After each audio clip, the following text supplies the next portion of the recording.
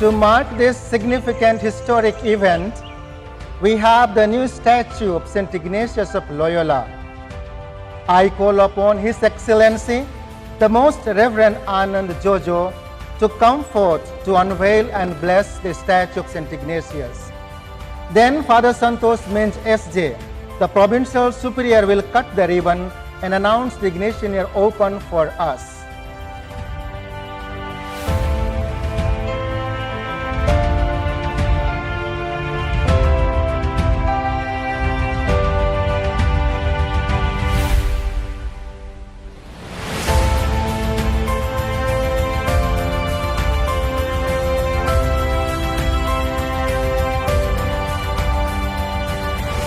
I announce the Ignatian year open.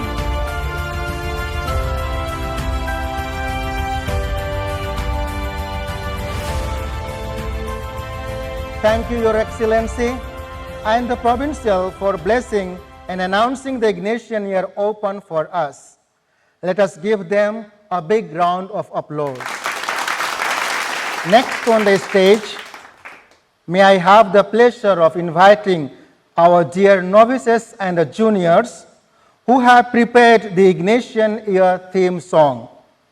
Hearty welcome, dear novices and juniors, with your Ignatian year theme song.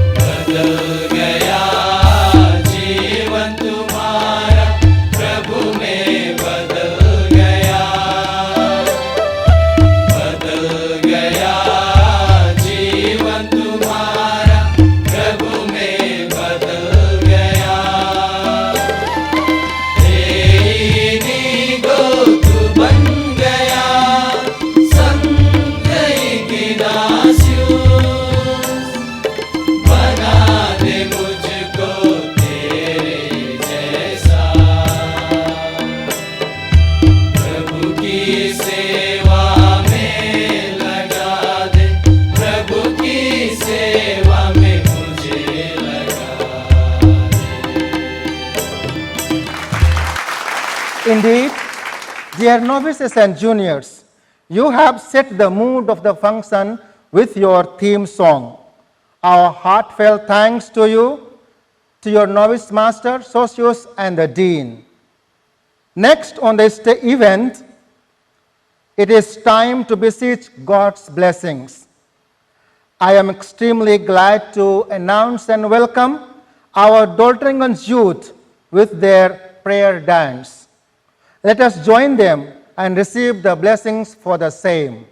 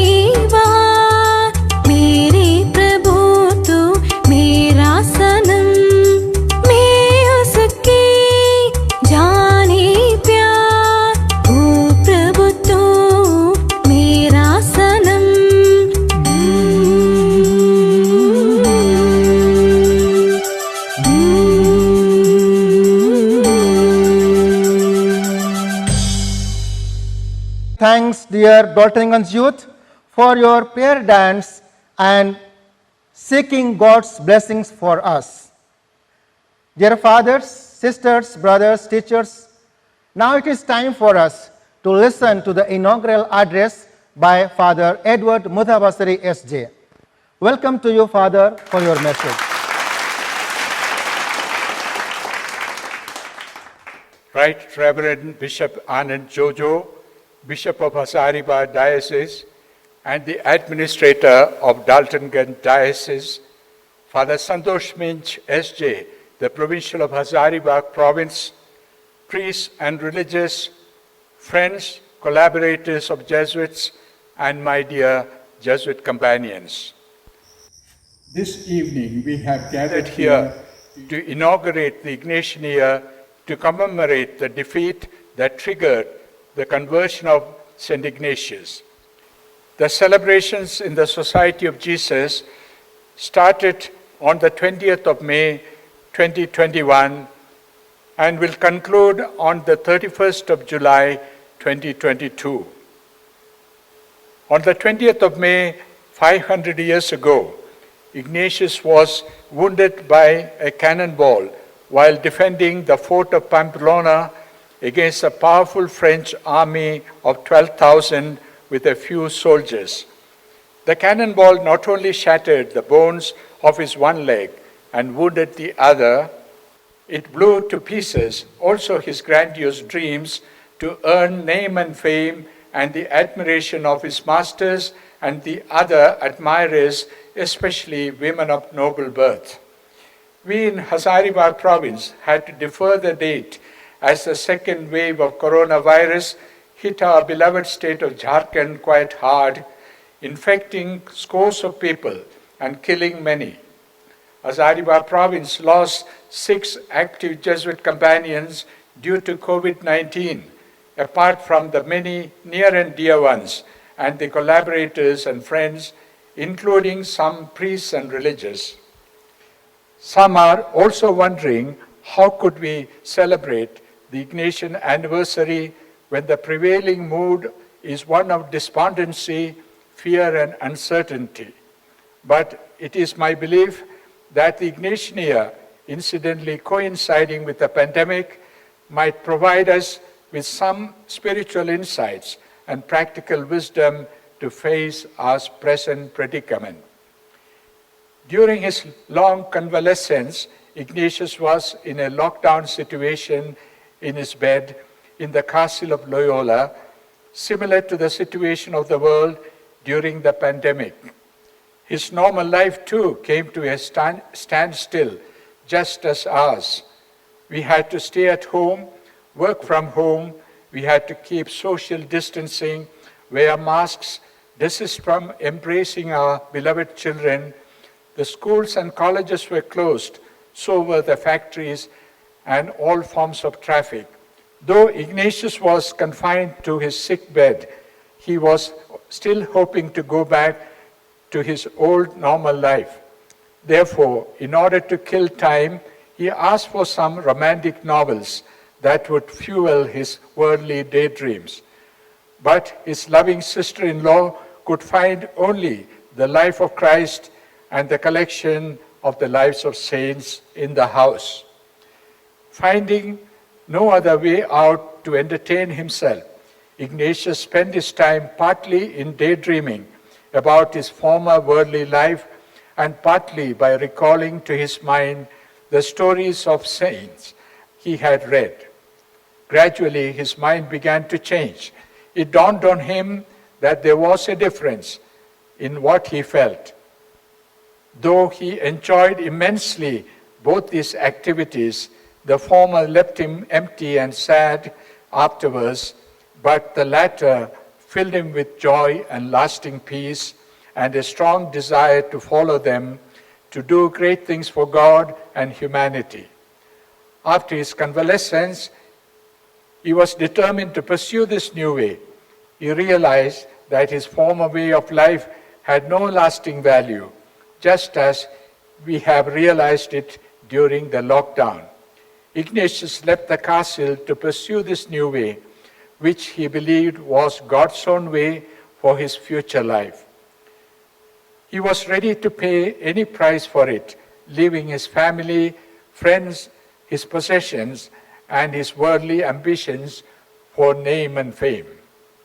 The cannonball that injured Ignatius had brought a battle to an end, but it would initiate a new interior battle in his soul. It will transform him from a self-seeking individual to a humble servant of God, enlighten him to see all things from a new perspective, from the divine perspective. A thing seen as a catastrophe at one moment would turn out to be a moment of grace and a personal transformation to see all things new with the eyes of God. The little book in which he carefully jotted down his inner pilgrimage is known as the Spiritual Exercises, which has been used as God's instrument for personal, community, and institutional transformation. For the past 500 years, St. Francis Xavier was one of the earliest to experience this transformation. He was sent to India and to the East with a message of God's love and service to humanity.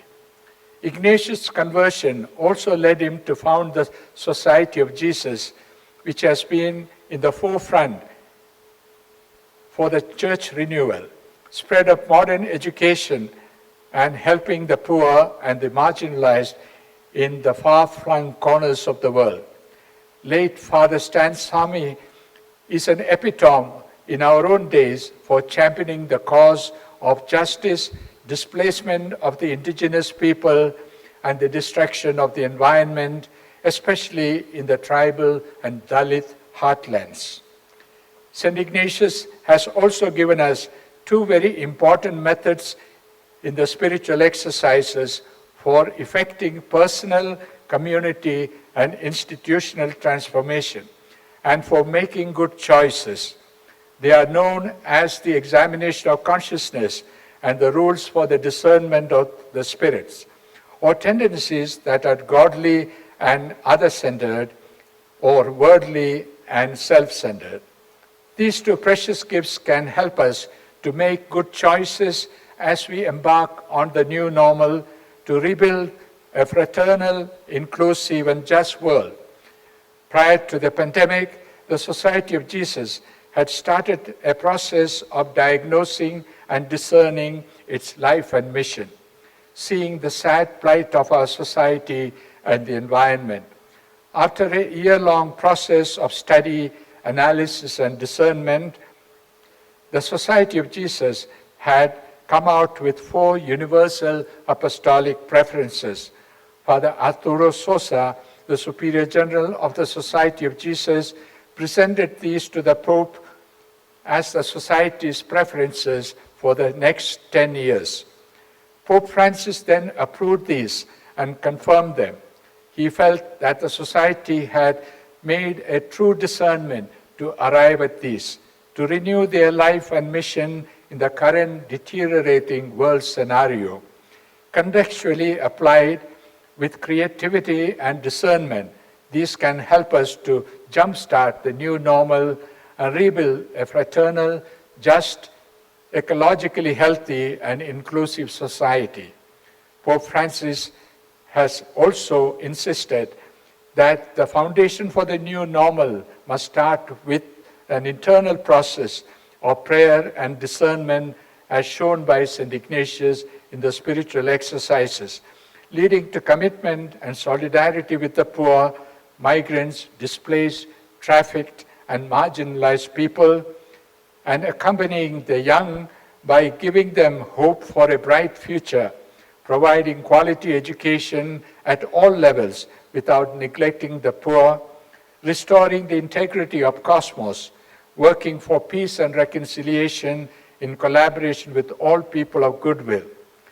May the Ignatian year inspire us to see all things new with the eyes of God and collaborate with one another to make this dream come true and save our common home for us and for the future generations. I wish you a very happy feast of St. Ignatius of Loyola. Dear Father Edward, you have shared your thoughts, experiences, and depths of Ignatius' conversion. We appreciate your meticulous presentation, making it more relevant to the present-day scenario. Let us thank him with a big round of applause.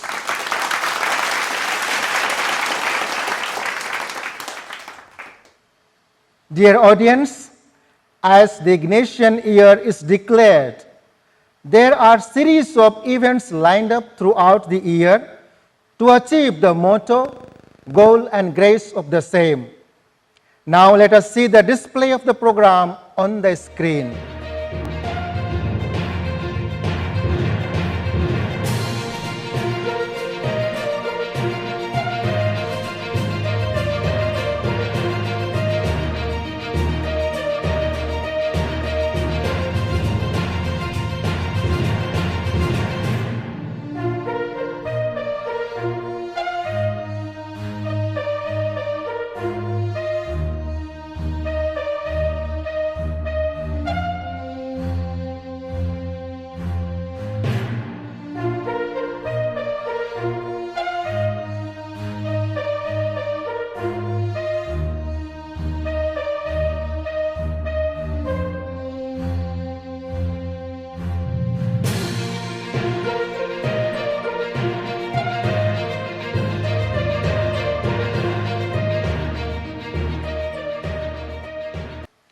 Now, may I invite our dear novices on the stage with their short skit on the theme Conversion of St. Ignatius. Inigo de Loyola was born in 1491 in Especia in the Basque province of Guipúzcoa in northern Spain. He was the youngest of the 13 children. His mother died soon after his birth. At the age of 16 years, he was sent to serve as a page of Joan Velasquez, the treasurer of the Kingdom of Castile. Up to the age of 26, he was a man given to the follies of the world.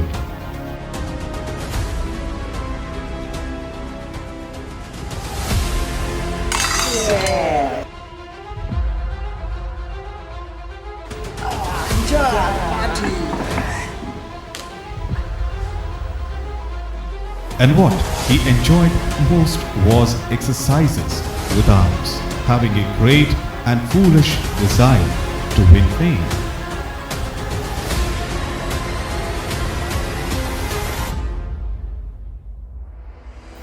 As a soldier, he fought 3 battles.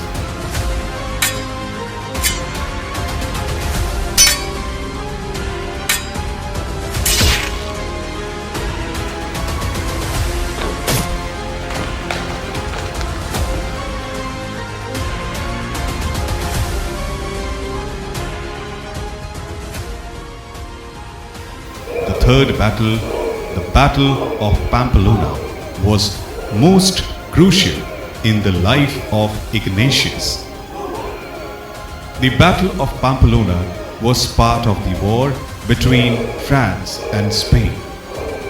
In the battle, Ignatius was an officer defending the fortress of the town of Pamplona against France. Whilst in the fortress that the French were attacking, the Spaniards clearly saw that they could not offer resistance due to outnumber of soldiers, and the commander of the Spanish forces wanted to surrender. But Ignatius convinced him to fight on for the honor of Spain.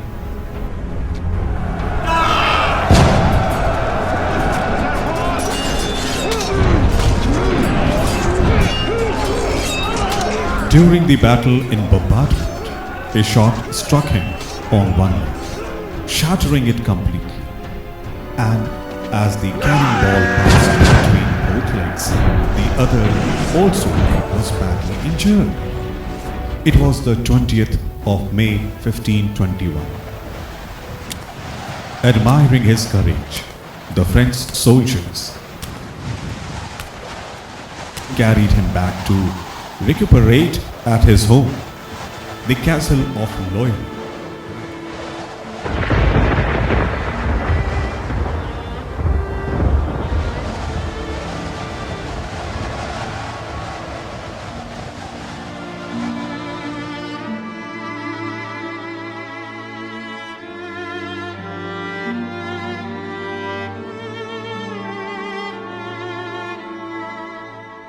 His leg did not properly set, therefore it was necessary to break it again and reset it, all without anesthesia. Ignatius grew worse and was finally told by the doctors that he should prepare for death.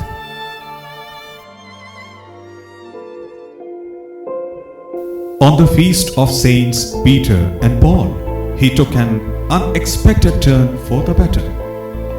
The leg healed, but when it did, the bone protruded below the knee and one leg was shorter than the other. This was unacceptable to Ignatius, who considered it a fate worse than death not to be able to wear the long, tight-fitting boots and hose of the courtier.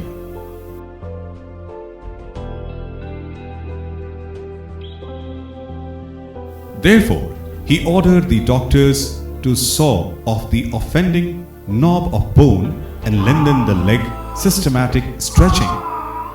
Again, all of this was done without anesthesia.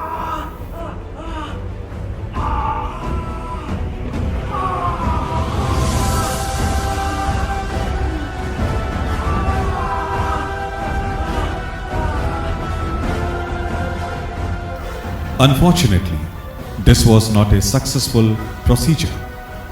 All his life, he walked with a limp because one leg was shorter than the other.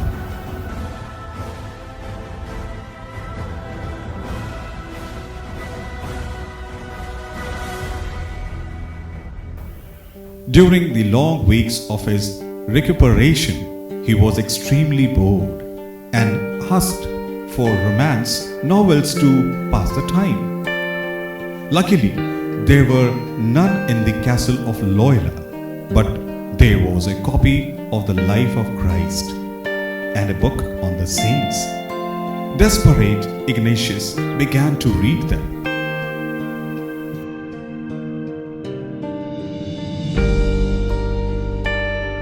The more he read, the more he considered the exploits of the saints worth imitating.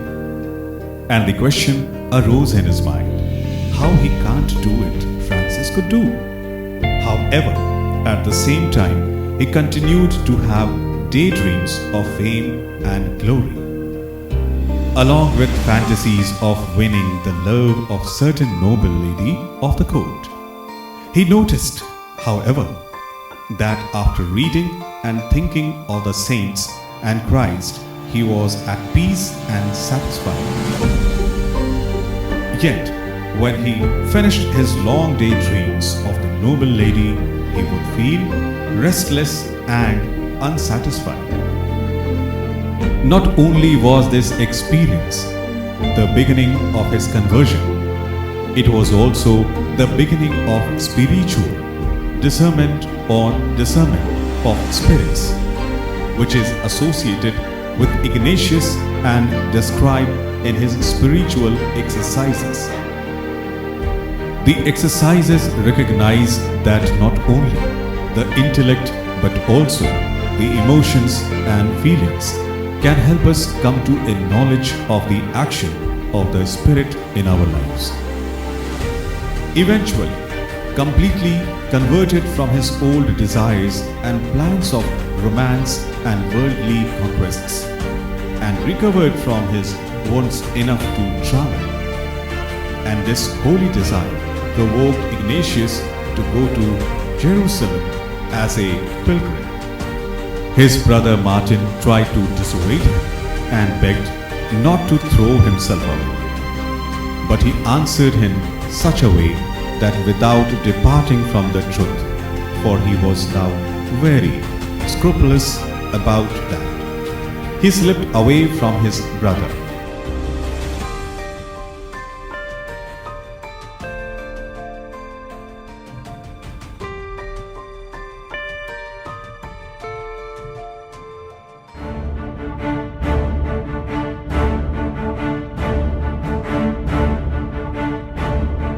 He wanted to follow Christ closely, to become like him through and through, and that even in his outward behavior. Ignatius was aware of his gifts. He knew he had succeeded in the world as a courtier. A soldier, he had been esteemed by his superior and loved by his inferior, respected even by his enemy. But he longed to serve God. He was urged by a deeply spiritual motive, and he had also the strength of will to commit himself. So he began his pilgrimage by leaving family and everything, fully trusting in the divine providence, and he moved forward for the greater glory of God. The conversion of St. Ignatius is indeed very miraculous and inspiring. Thanks a million, dear novices, for your meticulous presentation. It is my pleasure to call Father Santosh Minch, the Provincial Superior of Hazaribagh Jesuit Province, for his message. Over to you, Father Provincial. Most Reverend Bishop Anand Jojo, Bishop of Hazaribagh Diocese, Provincial Superiors, Sister Rosalie Holy Cross, Sister Lissy Thomas, FCC, Sister Josme CMC, priests, religious, friends, lay collaborators, and my dear Jesuit friends. I thank you for joining us online to inaugurate the Ignatian year 2021-22 in Hazaribagh Jesuit Province. It is a grace-filled year for all of us. The theme of the Ignatian year is to see all things new in Christ, invites us to have a new vision of our life and mission.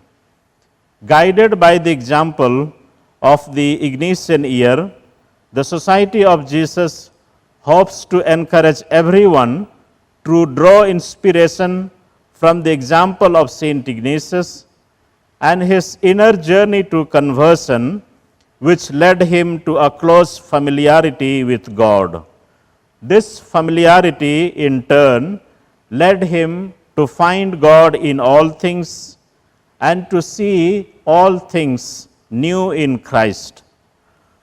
Father Arturo Sosa, Superior General of the Society of Jesus, has asked the Jesuits world over to focus on the twin objectives: spiritual renewal for Jesuits and sharing the richness of our heritage with others.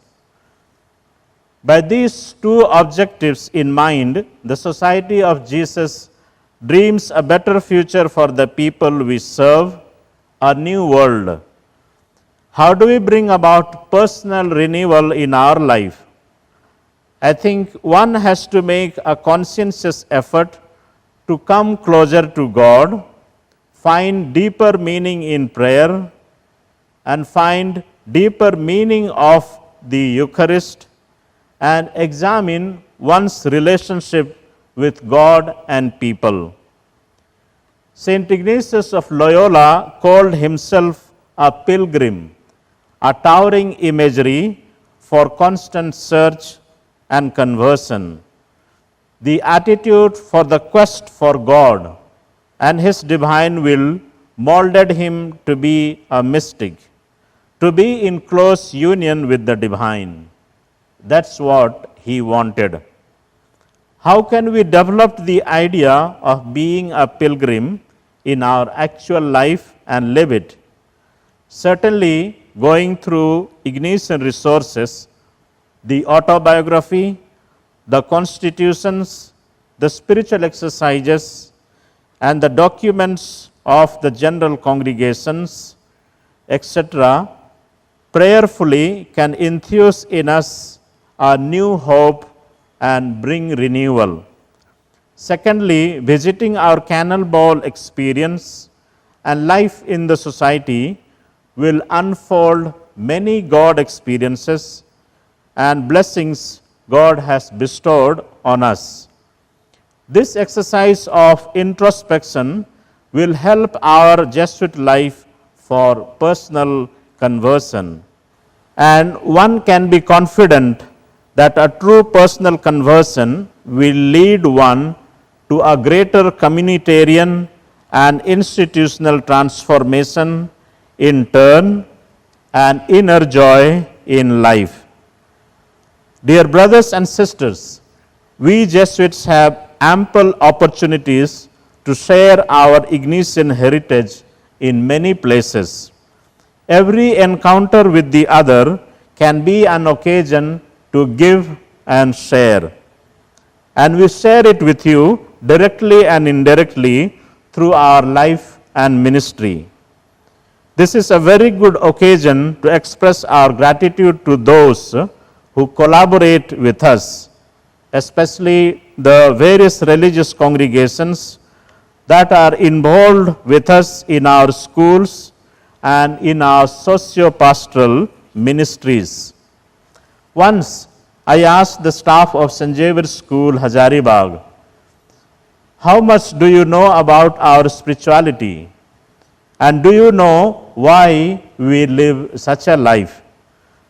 The prompt reply was, Father, we know it to some extent, and we are already living it out.